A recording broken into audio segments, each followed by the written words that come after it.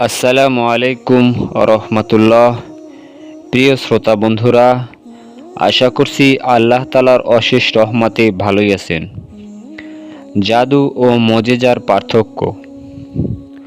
মহান আল্লাহ সর্বদাই নবীদের মজেজাকে এমনভাবে প্রকাশ করেন যে যার সম্মুখে মজেজা প্রদর্শিত হয় সে যদি একটু চিন্তা করে দেখে এবং হঠধর্মিতা বর্জন করে তবে অবশ্যই মজেজা ও জাদুর মধ্যে পার্থক্য নির্ণয় করে ফেলতে পারবে।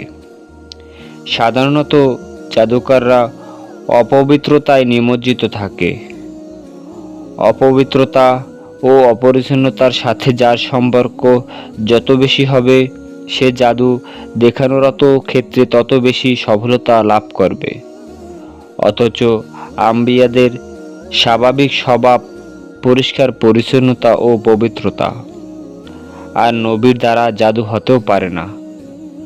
অধিকন্তু জাদুর মাধ্যমে যা দেখানো হয় তার মাধ্যম হয় বস্তু জগৎ, কিন্তু সাধারণ মানুষের দৃষ্টিতে এর মাধ্যম ধরা পড়ে না। তাই তারা মনে করে যে এটা বস্তুগত বাহ্যিক মাধ্যম ছাড়া অস্তিত্ব লাভ করেছে। কিন্তু মজেজা বস্তুগত কোনো মাধ্যমের উপর কখনোই নির্ভরশীল নয়, বরং সরাসরি মহান আল্লাহর কুদরতের মাধ্যমে মজেজা প্রকাশিত হয়ে থাকে। সেজন্যই পবিত্র কোরআনে মজেজাকে আল্লাহ পাকের কার্য বলে উল্লেখ করা হয়েছে।